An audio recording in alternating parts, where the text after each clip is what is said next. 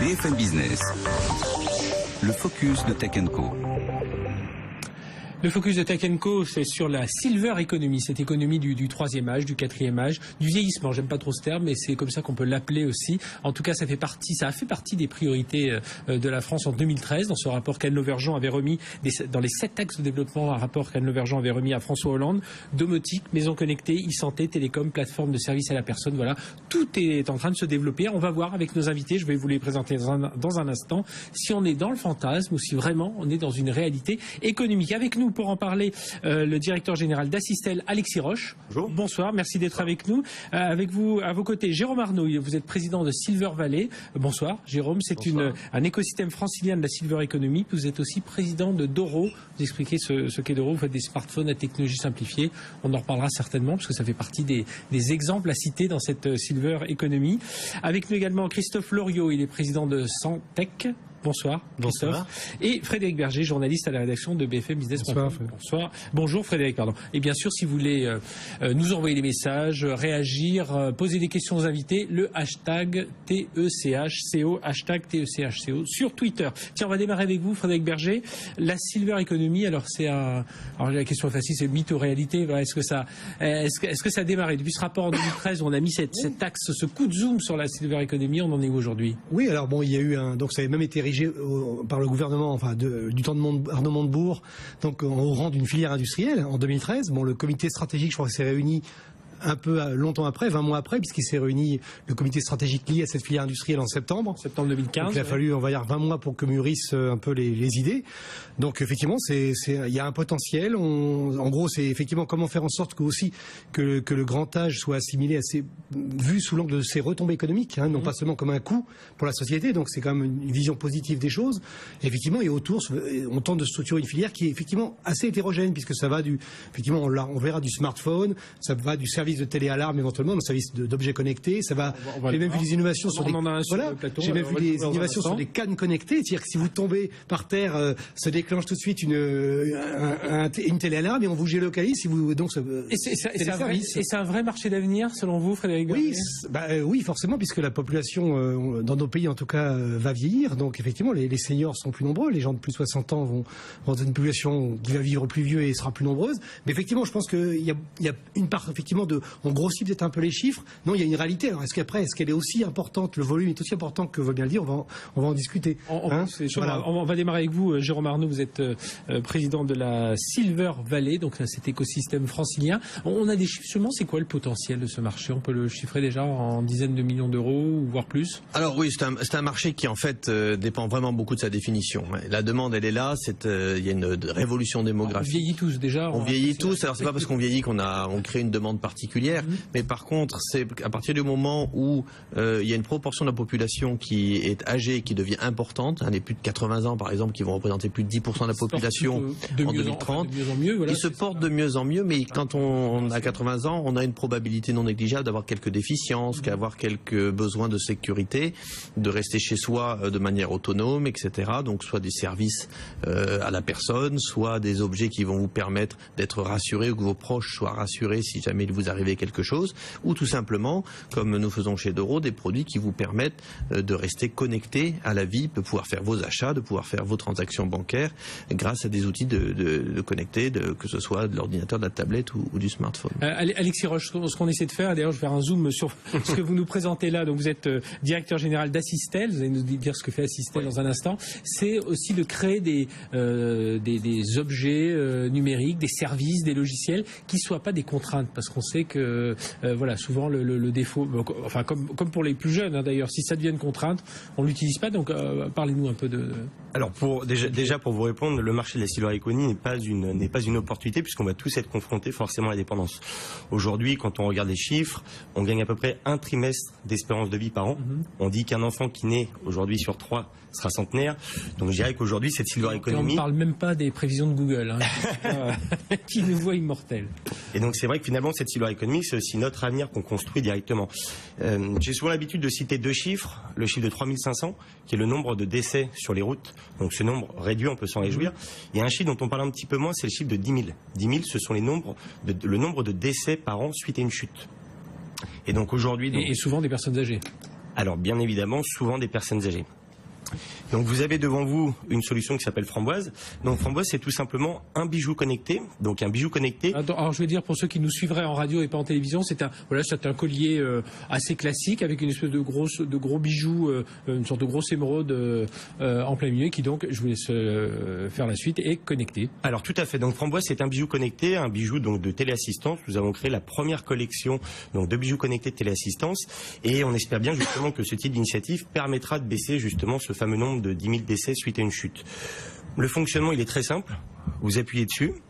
À partir de là, vous avez une box d'assistance qui va se trouver dans votre domicile. Cette box, elle est équipée d'un haut-parleur, d'un micro. Elle est connectée 24 heures sur 24, 7 jours sur 7 à notre centre d'assistance. Donc de là, une opératrice. Et ça, c'est accepté parce on peut avoir cette impression d'être un peu espionné. Enfin, je cherche tout de suite la petite bête, mais voilà, c'est relativement bien accepté. C'est ça qu'il faut réussir aussi à faire. Oui, alors pour rassurer également donc les personnes, la téléassistance ne permet pas d'écouter non plus le domicile de la personne. On n'est pas du tout là pour espionner. C'est vrai qu'il y a souvent un peu cette peur de se dire on va m'espionner, on va m'épier, etc. Tant que la personne n'a pas déclenché son dispositif, on ne peut pas rentrer en communication avec elle. Pour vous donner un ordre d'exemple, Assistel traite à peu près 250 000 appels par an. Donc c'est un parc de 20 000 abonnés en France. On a également des abonnés en Guadeloupe. On maîtrise l'ensemble de la chaîne de valeur en France, donc aussi bien la fabrication, la partie centre d'assistance. Et sur ces 250 000 alarmes, vous avez à peu près 6 000 chutes qui sont traitées chaque année. Donc, comme on a l'habitude de le dire, c'est 6 000 situations où si la personne n'avait pas eu sa téléassistance, les conséquences directes et les conséquences indirectes de la chute auraient pu être très graves. Alors, ce type d'équipement existait déjà, mais voilà, il fallait appuyer sur un bouton, il fallait avoir un côté un peu plus proactif. Christophe Lorieux, vous êtes président de Santec, donc vous éditez, vous êtes un éditeur de logiciels. Alors, dites-nous en deux mots qui est à mieux vieillir. Donc, oui, pour aider à mieux vieillir, en fait, comme vous le disiez tout à l'heure, deux problèmes majeurs. Il y en a un, c'est le vieillissement de la population. Le second, c'est l'explosion des maladies chroniques. Et nous, Santec, on travaille sur ces deux sujets en apportant une vision un petit peu plus innovante, qui est non pas d'arriver une fois que les problèmes sont avérés, mais d'essayer de développer ce qu'on appelle la prévention de ces maladies chroniques, la prévention des conséquences du vieillissement. Et donc Santec a construit une solution logicielle qui va permettre de relier les usagers, les personnes âgées, vieillissantes, plus ou moins dépendantes, avec l'ensemble de ceux qui vont contribuer à leur maintien à domicile et ainsi qu'à leur maintien en bonne santé. Et pour ce faire, en fait, on a un outil entièrement paramétrable que vont utiliser ceux qui ont un intérêt à ce que la population reste en bonne santé et indépendante, donc les assureurs collectifs et individuels. Et chez l'assuré, justement, ça consiste en quoi? Pour l'assuré, c'est quelque chose à remplir. Tout dépend ce que vont nous demander nos clients. Alors certains vont vouloir utiliser, recommander l'usage du smartphone, d'autres la tablette, d'autres l'internet. L'important, c'est déjà de connecter l'usager avec le monde extérieur. Le monde extérieur, ce sont les médecins, c'est le monde médical, c'est le monde du médico-social, l'ensemble des services à domicile, c'est également la famille. Et ça, c'est un préalable qui va permettre, dans un deuxième temps, d'accéder à des services qui vont permettre de rester en bonne santé et en autonomie. Donc c'est ça ce que l'on construit, c'est l'infrastructure logicielle qui va permettre de mettre tout ceci en œuvre. Jérôme Arnaud de Silver Valley et puis président aussi de la société Doro, ça veut dire, lorsqu'on entend éditeur de logiciels, on fabrique des objets connectés, j'ai parlé tout à l'heure, il y a les télécoms qui sont concernés, les services à la personne, voilà, ça fait du monde à fédérer. C'est peut-être un peu pour ça qu'on a du mal à voir se dessiner sur ce marché, c'est qu'il y a des gens qui viennent d'un peu partout. Alors, on m'avait posé la question du chiffre, on est de l'ordre de 20 milliards d'euros dans un marché annuel en forte croissance. C'est vrai que c'est une filière transverse, ce qui la rend un petit peu difficile à définir, à structurer, mais c'est pas parce qu'on n'y arrive pas que c'est difficile à structurer ou à décrire que c'est pas un vrai marché. Ce sont des multiples marchés qui ont comme dénominateur commun une population qui vieillit et qui a des besoins spécifiques, parce qu'on n'a jamais eu autant de personnes assez âgées, parce qu'on veut bien vieillir, on se parle du bien vieillir. Oui, quand je disais qu'on vieillit mieux, c'est qu'on garde une meilleure santé un peu plus longtemps. Voilà, exactement. On a également un autre phénomène qui est assez important, c'est que le ratio entre le nombre d'actifs et le nombre de personnes retraitées est en train d'évoluer dramatiquement. Et donc, si jamais on gardait la même efficacité pour s'occuper en service à la personne des personnes âgées, on aurait un nombre d'actifs nécessaire pour s'occuper des personnes à la retraite ou nécessitant des services qui va exploser dans le futur. Et c'est pas possible. Donc qu'est-ce qu'il va falloir faire? Augmenter l'efficacité. Au lieu d'avoir des personnes qui vont visiter systématiquement Madame Durand rend à telle heure. On va faire en sorte que par de l'information collectée à distance, on va privilégier la visite à telle personne plutôt qu'à telle autre. Et y aller 10 fois voir cette personne-là qui est en situation un petit peu difficile ou à risque, et puis et se passer une autre visite ailleurs. Frédéric Berger disait tout à l'heure qu'il y avait ce rapport qui avait été rendu en 2013 à François Hollande, donc sur un des 7 axes de développement. Première réunion en septembre, à l'automne 2015. Ça prend du temps. Ça veut dire quoi, que l'État il a du mal aussi à se fédérer derrière ce sujet. Alors déjà, l'État a supporté l'initiative Silver Valley en juillet 2013, qui était notre création avec Arnaud de Montebourg sur lequel il faut compter.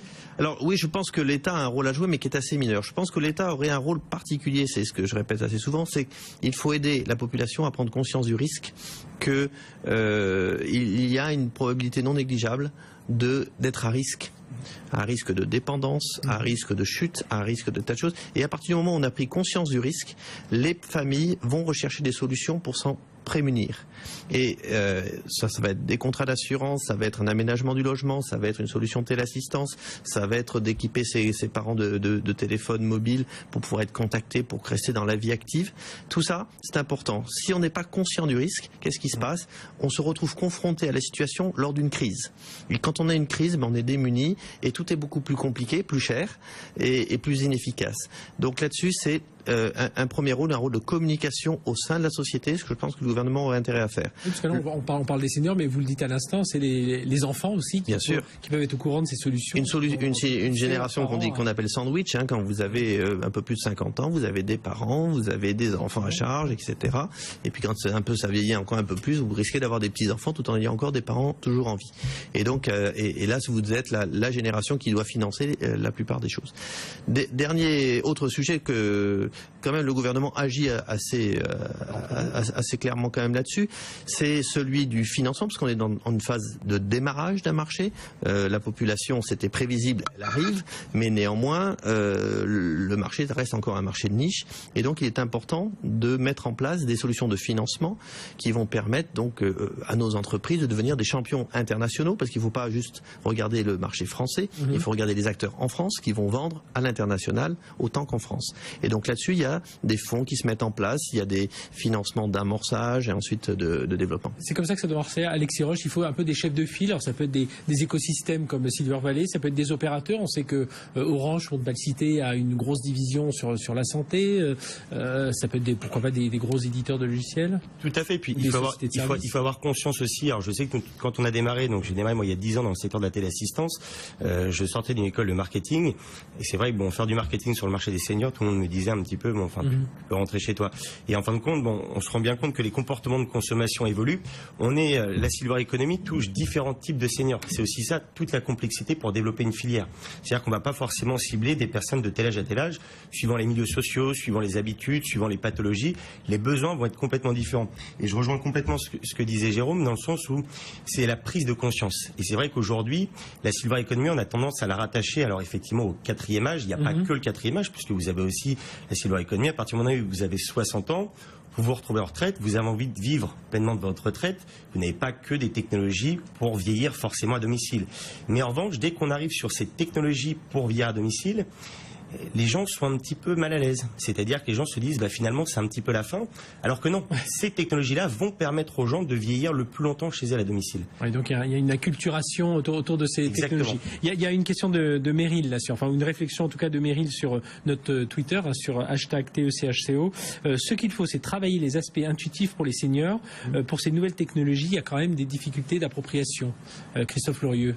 Oui, effectivement, il y a des difficultés d'appropriation. Alors nous, chez Santec, on a une méthodologie d'élaboration des interfaces utilisateurs qu'on appelle celle des Living Labs.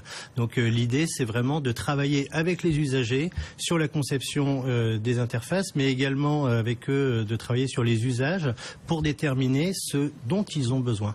Et je pense que c'est vraiment ça ce qu'il faut faire. Aujourd'hui, c'est partir du besoin de l'utilisateur et construire l'écosystème autour. Comme on l'a dire, tiens, j'ai une idée, ils vont avoir besoin de ça. Exactement. Mais on va dire, le souci de cette approche dans ce monde extrêmement segmenté, c'est que vous avez un besoin qui est, par exemple, de rester vivre en bonne santé chez soi alors qu'on est diabétique.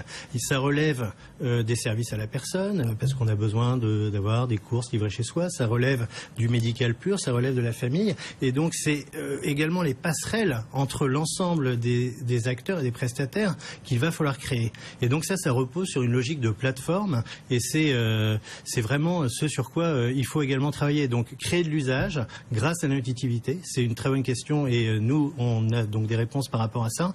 Mais ensuite, comment interfacer l'ensemble des acteurs, et ça technologiquement c'est très compliqué à mettre en œuvre, mais il y a des solutions qui commencent à être développées, et c'est sur quoi travaillent les principaux acteurs de la e-santé, du médico-social et du maintien à domicile. Alors on reparlera de tout ça. On va marquer une très courte pause, il est 21h21, et on vous retrouvera et on redémarrera avec vous, Jérôme Arnaud. On se retrouve tout de suite, on va continuer à parler de Silver Economy dans Tech & Co. Restez avec nous. BFM Business et 01net.com présentent Tech & Co, le grand live du numérique avec Frédéric Simotel.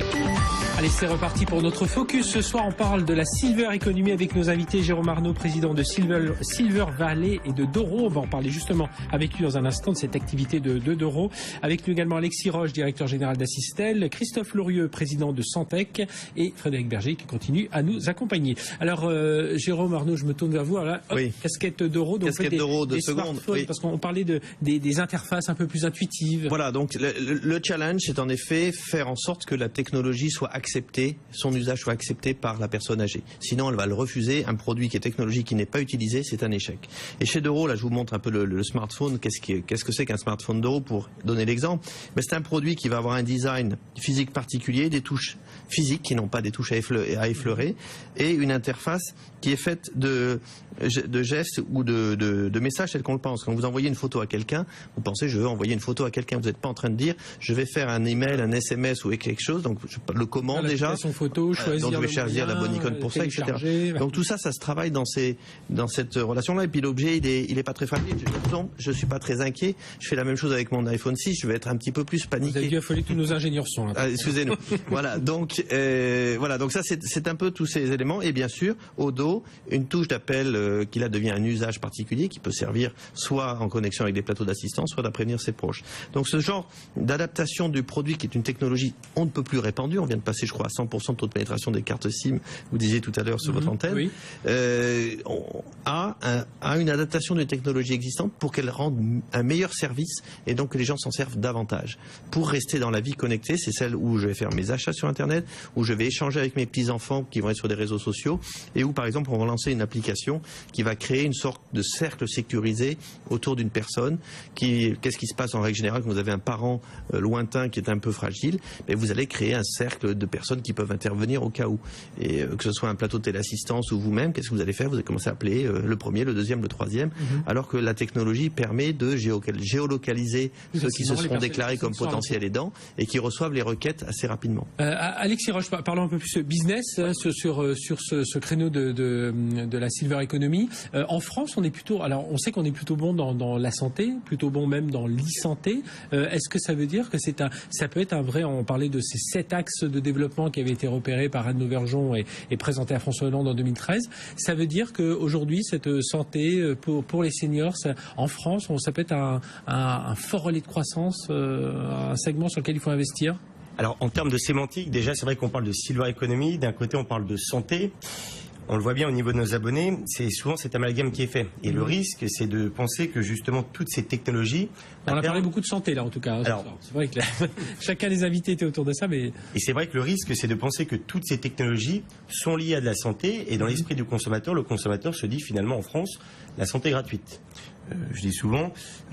Alors ça peut être du bien-être, ça peut être de l'alimentation, bien-être, oui. Alimentation, confort, du sport. Tout à fait. Alors c'est vrai que la Silver Economy... C'est lié à la santé aussi quelque part, mais bon. Alors la Silver Economy est vraiment... C'est une lame de fond qui touche tous les secteurs de l'économie, que ce soit l'assistance, que ce soit les loisirs, que ce soit le transport. Et ce qui est vraiment important, c'est pour les entreprises de prendre en compte que forcément les clients deviennent de plus en plus vieux, avec des problèmes de mobilité par exemple, donc il faut adapter aussi bien les points de vente. Demain vous avez par exemple un magasin qui voit la baisse de son chiffre d'affaires, peut-être que c'est aussi parce que le magasin n'est plus forcément accessible pour la personne âgée. Donc on parlait tout à l'heure d'usage. Nous, c'est exactement ce qu'on a fait aujourd'hui avec Framboise. La téléassistance, c'est Framboise, c'est le nom de votre c'est le nom de notre bijou connecté, tout ouais. à fait. La téléassistance, ça fait une quarantaine d'années que ça existe. C'était créé en 1975. Jusqu'à présent, ça n'avait pas trop évolué. Et on se rendait compte que les discours étaient de se dire, ça se développe pas, qu'est-ce qui se passe? Bon. Au final, pourquoi ça se développe pas? Parce que les gens aujourd'hui veulent avoir des choses jolies. On le voit bien avant. Finalement, qu'est-ce que c'est que Framboise? Voilà. Exactement. Et puis surtout, finalement, avoir des objets qui vont dissimuler, qui ne rappellent pas la dépendance. Quand vous voyez ce type de bijoux, vous ne pouvez pas imaginer que derrière, c'est une téléassistance qui est cachée. Alors, sur ce développement, Christophe Lorieux, de la société Santec, je disais la France est plutôt bien placée, mais est-ce que ça veut dire, tout à l'heure je parlais des chefs de file un peu, est-ce que nos assureurs, on a des assureurs mondiaux en France, des AXA, des Allianz, on pourrait, ça devrait être eux un peu les chefs de file qui devraient entraîner un peu toute cette économie? Ça pourrait être aujourd'hui, tout le monde investit dans on va dire dans la e-santé ou dans le vieillissement de la population, parce que notre modèle, il est plus tenable. C'est ce qu'il faut bien comprendre. Hein. La dépendance, ça coûte très cher. Les maladies chroniques, ça coûte très cher. Et si on ne change rien dans le mode de prise en charge des personnes, de toute façon, on ne pourra plus financer. Donc, il faut faire de la prévention. Et les assureurs sont très bien placés pour vendre des produits de prévention, des produits d'accompagnement. Alors, c'est une refonte de leur modèle, puisqu'ils sont plus là pour financer un risque, ils sont là pour éviter que le risque n'arrive. Donc ça a mis du temps, mais aujourd'hui, nous on le constate chez Santec, un grand nombre d'assureurs collectifs et individuels, parce qu'il s'agit de prendre en charge les personnes dans l'entreprise déjà, et puis ensuite, une fois, de les accompagner dans le cadre du vieillissement, mais c'est également les assureurs publics, l'assurance maladie, l'assurance vieillesse, qui tous créent aujourd'hui des plateformes qui vont permettre de mettre en œuvre des solutions de demain. C'est ce qui manque, Frédéric Berger, pour créer cet élan. Oui, effectivement. Vous sentez que c'est parti l'économie, oui, est morcelée, effectivement. Donc les acteurs de la technologie sont eux morcelés. Effectivement, ce sont les mutuelles, effectivement. C'est très fragmenté. Je crois qu'en Ile-de-France, c'est 240 acteurs. Oui, dans notre association, nous avons 245 acteurs. On pourrait d'ailleurs appeler ça la Silver Tech. On devrait en être fiers de notre Silver Tech. Hein. C'est un peu comme la French Tech ou une subdivision de la French Tech. On a pas mal d'acteurs qui sont vraiment avec des idées innovantes, qui sont certaines reconnues. On a Blue Frog Robotics, par exemple, qui a fait les premiers robots d'assistance qui s'installent à Silicon Valley. Et franchement, je pense que certes, il manque peut-être des ETI qui vont un petit peu aider ces sociétés à se développer. Doro en fait partie, mais il faudrait qu'il y en ait 2 ou 3. Vous avez Blue Lineac, un acteur qui commence à grossir un petit peu, mais je pense que c'est plutôt un problème de structuration de l'ensemble de l'innovation plutôt qu'un manque d'innovation. Oui, j'avais une question aussi à vous poser à tous. Les emplois, en fait, parce que quand on parle de vieillissement, on évoque des milliers d'emplois, mais c'est surtout des emplois d'auxiliaires de vie, notamment d'infirmiers, de gens. Mais est-ce qu'il y a d'autres emplois qui se profilent? Est-ce qu'on peut en parler? Est-ce qu'il n'y a pas que des emplois de gens d'assistance à domicile? Est-ce qu'il y en a d'autres? Recrutement 2015, voilà. Allez, Santec, Doro et Assistel. Santec, c'est une quarantaine de personnes qu'on va recruter cette année. Essentiellement des ingénieurs de très haut niveau et également dans la catégorie marketing, produit, parce qu'il faut marketer, il faut faire connaître. Donc c'est un des grands enjeux de... Et chez Doro? Chez Doro, on est passé de 150 à 350 personnes et je pense qu'on va continuer à augmenter une cinquantaine de personnes par an. Assistel? Alors nous avons la particularité d'avoir créé un réseau de distribution il y a à peu près 7 ans et ce réseau de distribution est composé de retraités puisqu'on s'est dit que finalement le meilleur moyen aussi de proposer des produits à des seniors, c'est d'utiliser des seniors. Donc j'invite tous les seniors qui sont devant leur écran à prendre contact avec Assistel en vue de distribuer notre solution. En tout cas, rien qu'en faisant un tour de table, on a quand même pas mal d'emplois qui sont créés. En plus, il faut le rappeler, c'est quand même des emplois non délocalisables. Oui, enfin il y a des emplois à valeur ajoutée, il y a les emplois de service sont non délocalisables et oui, enfin c'est des bons emplois. Et on cherche nos géants aussi, on cherche toujours des entreprises pour aller à l'international. Je disais, on est fort dans la santé. Alors on ne faut pas associer Silver Economy et santé, mais en tout cas dans cette Silver Economy, on pourra avoir des géants aussi, Christophe Lorieux. Ah oui, très très certainement. Nous on a cette ambition de grossir, on s'intéresse beaucoup au marché américain. C'est de toute façon c'est un marché de masse, donc il faut être présent partout. C'est une problématique majeure dans les pays asiatiques. La Chine est très intéressée par ce qui se passe en France et j'y suis allé plusieurs fois. Aux États-Unis, ils sont très matures sur la partie santé, mais ils ont également un certain nombre de problèmes à régler et ils comptent sur les nouvelles technologies pour le faire. Quand on va dans les pays africains, il y a encore une problématique de prise en charge, de maintien du lien social. Donc la problématique est mondiale et ce qui se passe en France est aujourd'hui assez structurant et est exportable. Donc c'est une bonne nouvelle. Et je vais vous poser une question aussi, est-ce que les géants de la high-tech dont on parle dans plein de domaines, on a parlé de Google effectivement qui a sa stratégie effectivement de... Voilà. Est-ce que vous voyez des géants américains ou japonais ou nordiques ou anglais qui viennent rôder sur ce marché ou plus que rôder, concevoir des offres pour ce marché-là puisqu'ils sont pragmatiques de la silver economy, pas de la silver economy. Alors la silver economy, c'est ce qui concerne le vieillissement. Donc il y a sur le marché que nous on adresse, il y a les gros intégrateurs, donc des Capgemini, Accenture, qui se positionnent. La grande différence, je pense, c'est que nous, chez Santec, on a pris à bras-le-corps ce problème depuis un certain nombre d'années. Donc on a une avance dans la réflexion et tout l'enjeu, c'est justement de conserver cette avance en investissant massivement dans la R&D, en captant un maximum de clients et en allant à l'international. Donc c'est une course. Les arbres sont peut-être inégales, mais tant qu'on a de l'avance, on essaie de la conserver. Sur les 240, c'est des membres de la... Oui, ce sont des membres. Et on a des grands groupes comme Microsoft, Orange, La Poste. La Poste est un acteur important. Vous avez le groupe Saint-Gobain qui est aussi en train. Mais alors à chaque fois, ce sont des diversifications, c'est-à-dire que ça représente une petite partie de leur chiffre d'affaires, mais ils réfléchissent, ça commence à s'attaquer à ce marché en croissance. Donc il y a des grands acteurs qui s'impliquent. Il n'y a pas aujourd'hui de géants dédiés à la silver economy. Alexis Roche, sur les objets connectés, forcément, vous étiez au CES par exemple de Las Vegas? Non, du tout. Alors l'entreprise, c'est vrai, qui existe depuis 1977, donc on n'est pas du tout une start-up. Pour faire un petit lien avec ce qui a été dit précédemment. Mais sans être une start-up, on est dans les objets connectés, ça pourrait être un moyen d'aller vendre aux Américains, trouver des distributeurs. Alors nous, c'est vrai qu'aujourd'hui, on estime qu'on a un certain déjà potentiel à faire en France. Donc déjà, avant de commencer à voir ce qui se passe à l'étranger, commencer à déjà regarder ce qui se passe autour de chez soi. Surtout que ces objets connectés, on parle ce soir d'objets connectés, il ne faut pas aussi les opposer à l'aide à domicile. Parce que souvent, il y a aussi cette peur de se dire, tous ces objets connectés qui se développent, ça va remplacer l'humain, ça va remplacer la personne qui vient à mon domicile. On sait très bien que ces objets connectés peuvent permettre de faire du lien social. Maintenant, vous n'enlèverez pas, il ne faut pas enlever la visite justement de l'auxiliaire de vie. Oui, parce que ça fait partie aussi exactement. De la vie. Et ces objets connectés, en fait, sont ni plus ni moins là que pour donner aussi du répit aux aidants. Il y a un chiffre qui est important de savoir, c'est 25% des aidants, 25% des aidants qui meurent avant les aidés. Donc ça montre bien d'où l'importance justement de faire en sorte de pouvoir suivre au mieux finalement les personnes âgées. Et on travaille actuellement avec l'Université technologique de Troyes, Jacques Duchesne et son équipe qui développent en fait un programme qui va permettre de suivre la fragilité de la personne à domicile. Parce que c'est aussi un des enjeux, c'est-à-dire qu'aujourd'hui on parle de téléassistance, on est dans du curatif, la personne âgée tombe, elle appuie sur son dispositif, mais l'idée c'est demain de pouvoir prévenir justement cette perte d'autonomie, cette entrée dans la fragilité. De voir qu'on peut s'anticiper. Exactement, et les objets connectés nous permettront de faire ceci. Frédéric Berger, un mot, les robots, ça peut être quelque chose qui... on sait qu'il y a déjà eu des tests qui ont été faits avec le petit robot Nao dans des... Oui, ça peut être des robots d'assistance. C'est de l'accompagnement. Oui, ça peut être de l'assistance ménager. Effectivement, c'est pas facile de parler à un robot, donc ça va être plutôt de l'aide à ménager. Je verrais bien des robots aide ménager, effectivement, qui viennent c'est une façon de... Effectivement, c'est un potentiel... Christophe Fleurieux, puis on conclura avec vous, Jérôme Arnaud, sur les robots, les objets connectés, tout ce qui va permettre d'augmenter les capacités de chaque individu dans le cadre de la prise de décision, de sa vie quotidienne, ce sera utile. Moi, je pense que dans un premier temps, il faut déjà créer les infrastructures. Donc, c'est peut-être un peu frustrant pour l'usager parce qu'il ne voit pas grand-chose de nouveau venir. Mais ces choses arrivent et sont en train d'être installées. On est très fort dans les infrastructures en France. Mais après, les usages en découlent. Donc, on prend le problème peut-être un petit peu à l'envers dans certains cas. Mais le robot, dès qu'il a l'infrastructure en place, il va prendre toute sa place dans cet écosystème. Jérôme Arnaud, on conclut juste un petit mot rapide.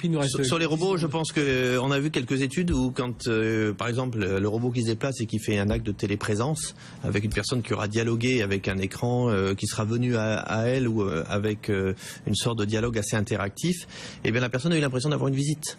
Donc le lien humain qui est important, c'est très difficile de déplacer des gens dans toutes les maisons à visiter.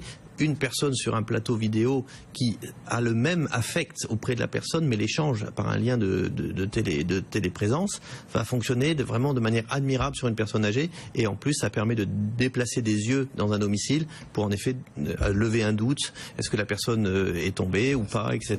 Comprendre quand la personne ne répond plus au téléphone. Merci messieurs d'avoir éclairé sur cette Silver Valley, cette Silver Valley et cette Silver Economy. On voit que voilà, c'est en plein bouillonnement et on va avoir beaucoup de choses de ressurgir. Merci. Jérôme Arnaud, président de Silver Valley et de l'entreprise Doro, Alexis Roche, directeur général d'Assystel, Christophe Lorieux, président de Santec et Frédéric Berger qui nous accompagnait. Allez tout de suite dans un instant, la chronique Next Media.